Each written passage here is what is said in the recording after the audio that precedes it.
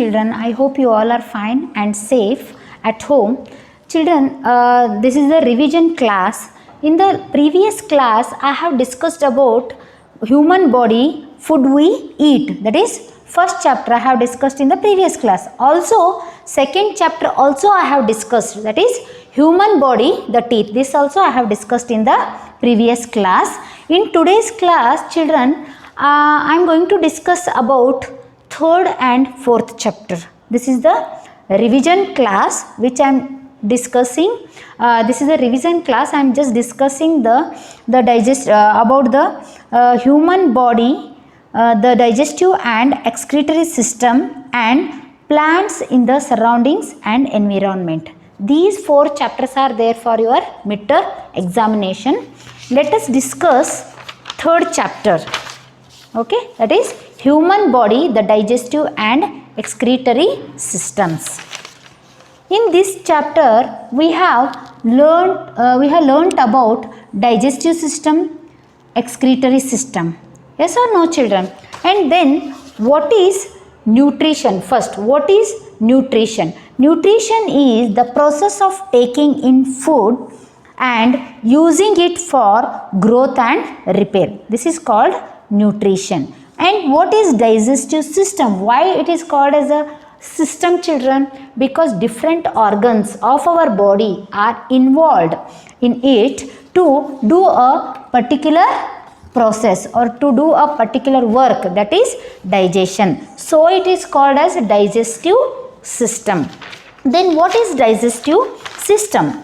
The organ system that carries out the process of taking in food and using it for growth and repair is called digestive system. Then what is digestion?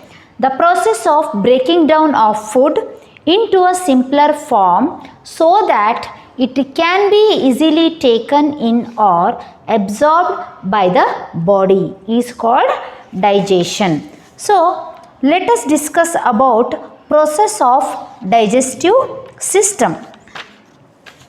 Now I will just explain you what is digestive system once again, children, so that you will understand better. So digestive system.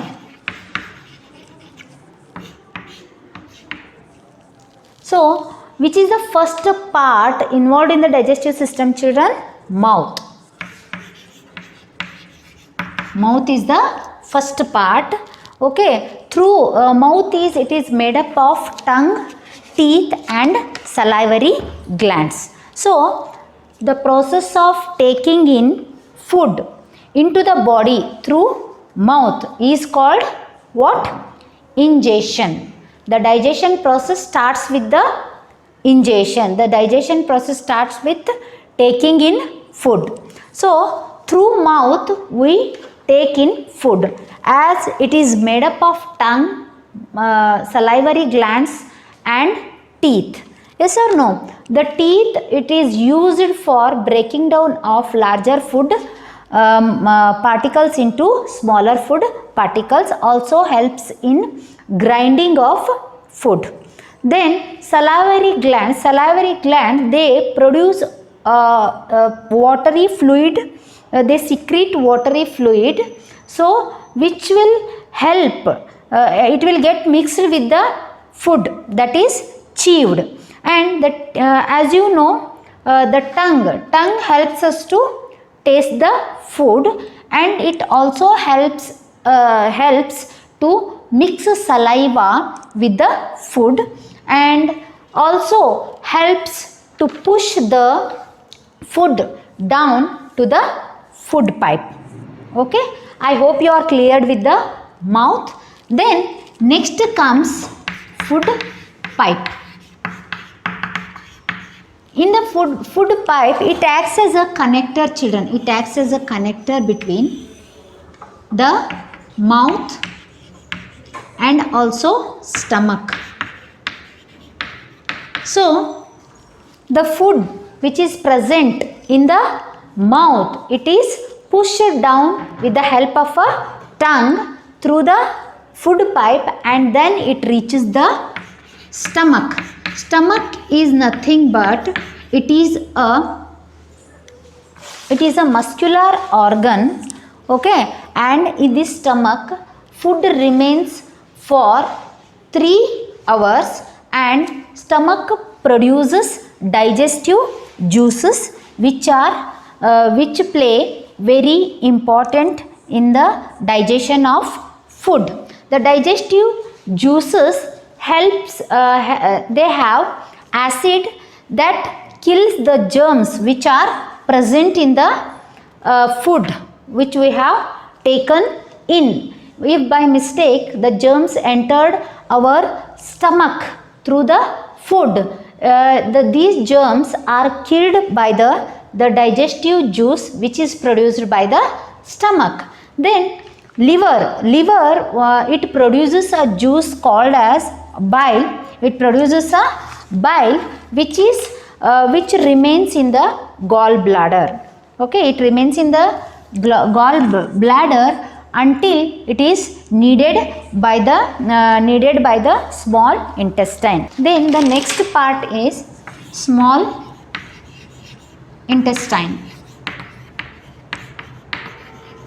Small intestine,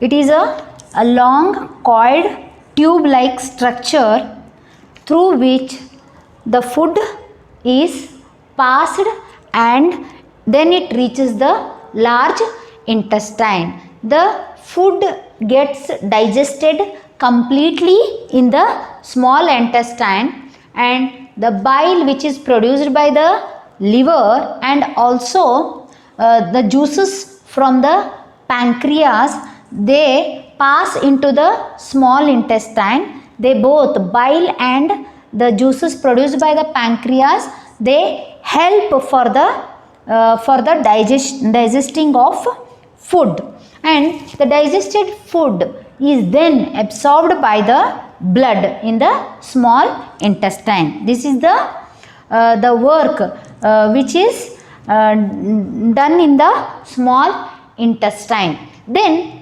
next comes large intestine. The large intestine, it is referred to as colon. The minerals and the extra water which is present in the undigested food, it is absorbed by the blood in the large intestine, and the undigested food with the help of the water, it turns into a paste which is stored in the rectum for some time. The rectum, it is also called as a temporary storage, and it is then the undigested food, it is excreted through the anus as a feces. This process is called egestion. The process of throwing out undigested food from our body to the outside is called as what? Egestion. This is all about the digestive system. Then need for chewing food well and for regular bowel movements. See children, why we have to chew the food properly? Because we should not pressurize. If we chew food properly in our mouth, then there is no pressure for food pipe as well as the stomach.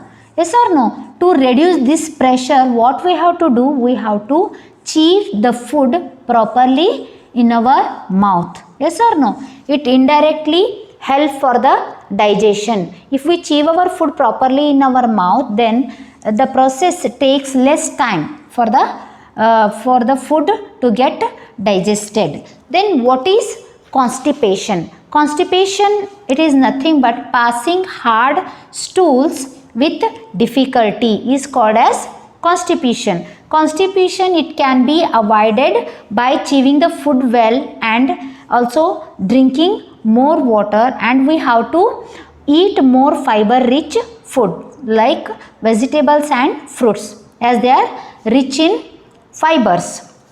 If we eat fiber rich food, then we can avoid the constipation. Then why do we need water?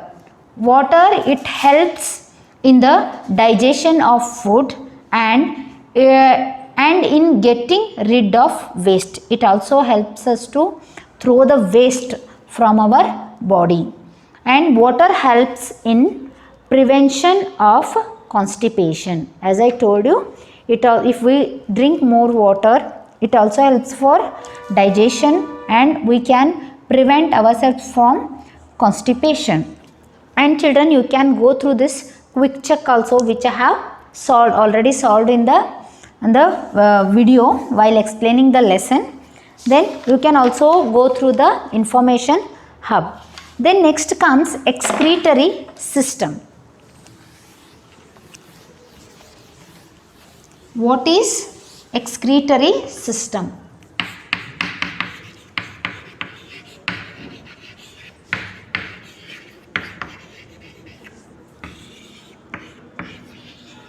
What is excretory system?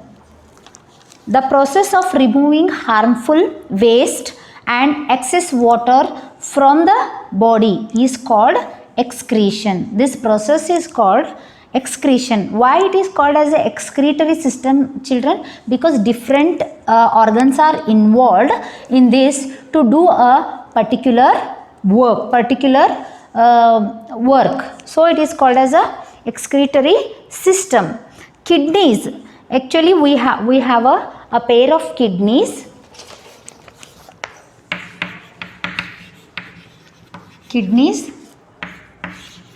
We have a pair of kidneys which help to get rid of the waste in the form of urine by filtering the blood. What work it will do, children? It filters the blood and the waste, and it helps us to get rid of the waste in the form of urine.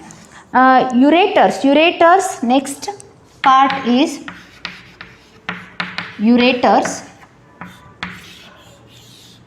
They are thin tube-like structure which connects the kidneys and the urinary bladder. They are thin tube-like structures.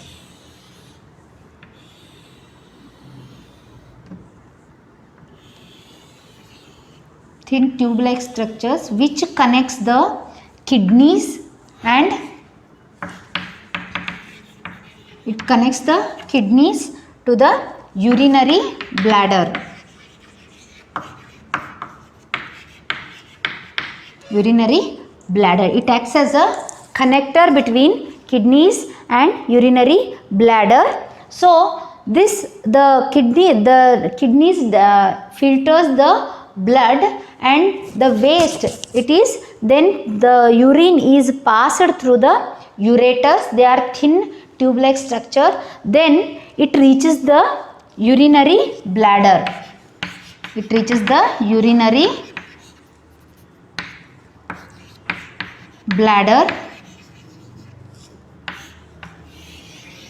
Which is a muscular organ. The urine, it is stored and it is collected by the urinary bladder. Then later the urethra, it is a thin tube like structure through which the urine is thrown out of our body. Next part is urethra. So this is all about excretory system. Children, if you remember the parts, then easily you can explain about it. Then next one is healthy eating habits. These are the habits which we have to follow, children, because they keep us healthy if we follow daily. First one, wash your hands with soap before and after every meal. Before eating and after eating, what we have to do? We have to wash our hands. Chew the food well and do not swallow it whole. Next one, never overeat. Have a balanced diet. It is better to eat a balanced diet instead of eating over. Rinse your mouth well after meals. Drink plenty of water every day. Eat fruits and vegetables every day. This will provide your body with the necessary nutrients and refuge. Yes or no, children? I hope you all are following these healthy eating habits at your home.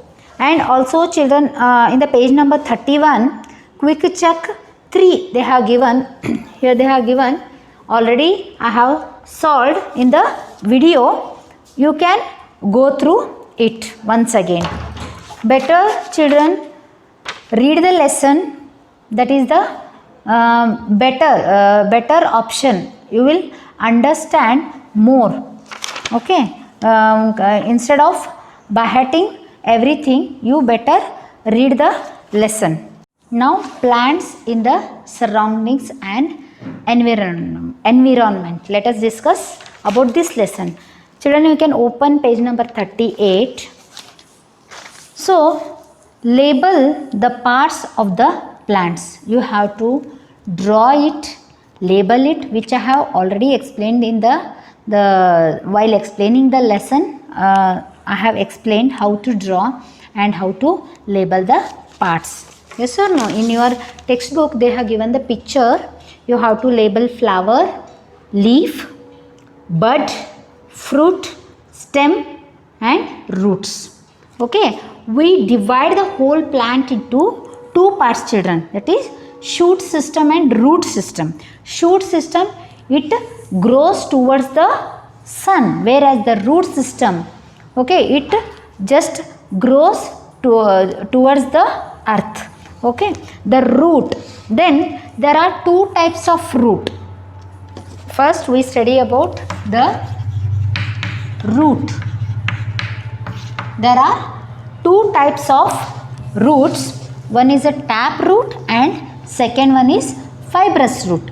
Tap root, this type of root, it has a main root from which many smaller side roots grow. Tap root grows deep into the soil. Tap root, it has a main root, then the side roots develops from the main root. This type of root is called what? Tap root, and they go more deep into the earth. Then example you can give beans, people tree, turnip and carrot are the examples for tap root. Then second one, fibrous root. Fibrous root. Fibrous root, this is the stem, children. At the end of the stem, the roots starts developing and they get spread into the soil. These type of roots are called fibrous root. Example, we can give onion, grass are the examples for fibrous root. For tap root, turnip, people tree and beans are the examples. Then what are the main functions of a root? Roots help the plants to firmly attach to the soil. Without roots, plant will fall over. Can you imagine a plant without root, children? Whether they are able to stand straight without root? No, it is not possible. Roots absorb water and minerals from the soil. They helps plants to absorb water and minerals from the soil. These are then sent to different parts of the plant through the stem. Yes or no? The roots, they absorb water and minerals from the soil, and later the water and minerals are sent to different parts of the plant through the stem. Roots of some plants store food which can be used by the plant. For example, carrot, radish and turnip. As you have you have observed children, they are bulge. Okay. Why? Means they store the food in this particular part. So we can eat such roots. As you know, we eat carrot, radish and turnip. Plants also protect the soil. They prevent the soil from soil erosion. Next one, examples. Yes, they have given, see here, taproot, radish and turnip, onion and grass. You can pluck the grass and you can observe children, and you can also observe the onion also. You will come to know how the fibrous root is, and also you can observe the radish and turnip. Then turn the page and okay, differentiate between taproot and fibrous root. Already I have written the differences in the while explaining the lesson. You can observe, you can watch the video for differences. The shoot system. Shoot is nothing but the visible part. The visible part of a plant. Shoot. S-H-O-O-T. The shoot system. So the stem which is the visible part of the plant, this is the main part of the shoot, and different plants have different types of stems. Okay, trees like mango and banyan, they have a thick and strong stems, and this type of stem is called trunk. And some plants like the coriander, they will not grow too much height, children. They have a soft stem and they will not grow too much high, and these types of plants are called herbs. Some plants need support to stand upright. Okay, such plants are called climbers because they does not have strength to stand upright. Okay, so they need a support to stand upright. For example, money plant, sweet pea, bitter gourd are the examples for climbers.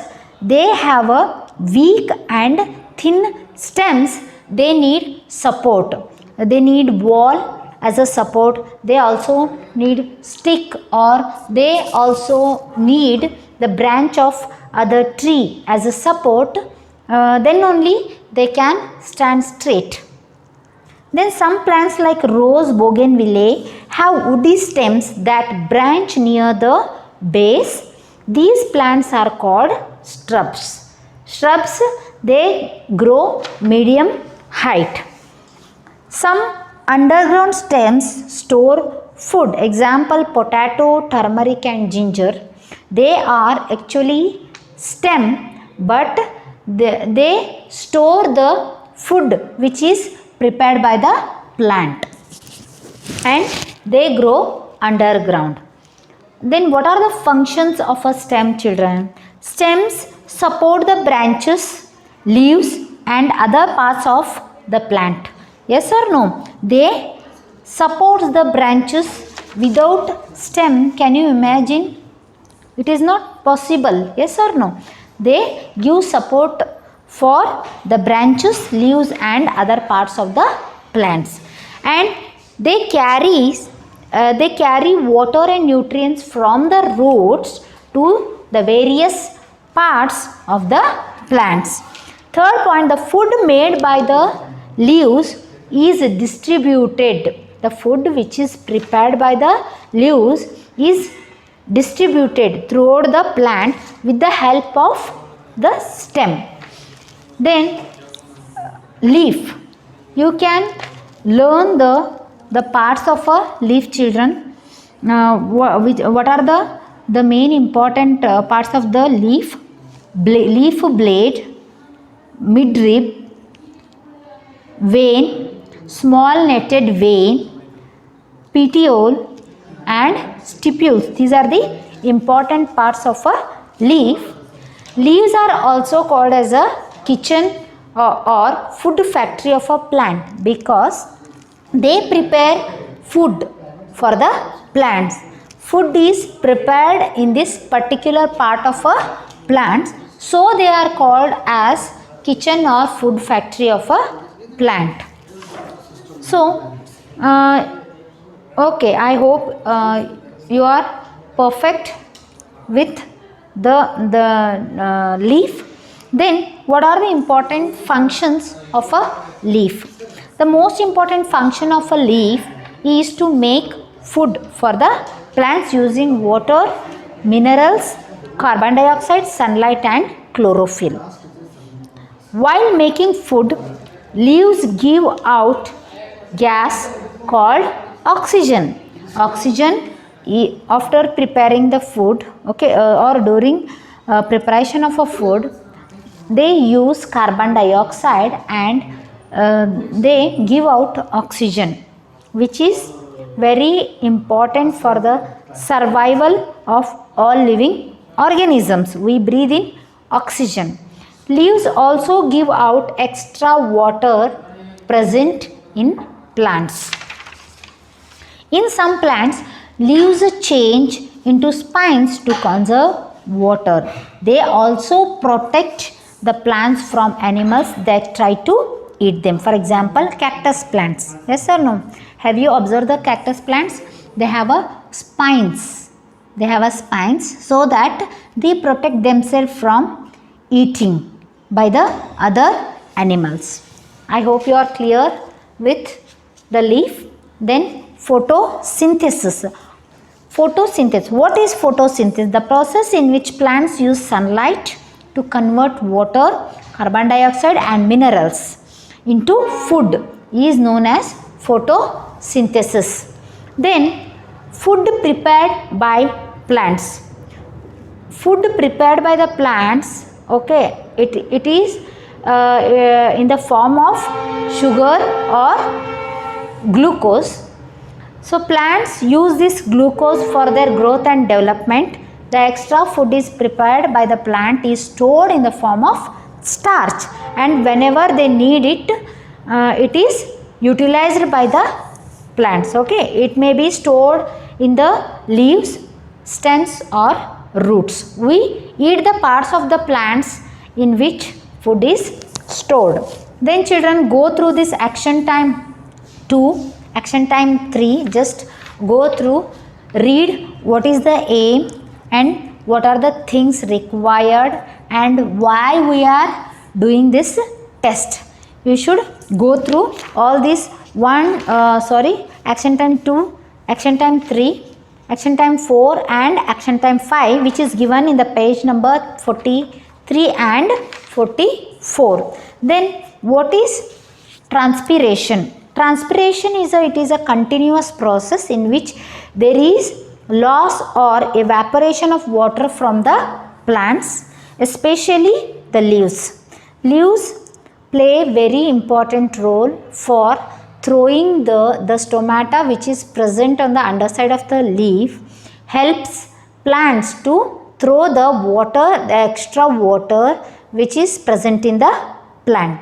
And transpiration, it cools the plant. It also helps water to travel up the plant against the force of gravity.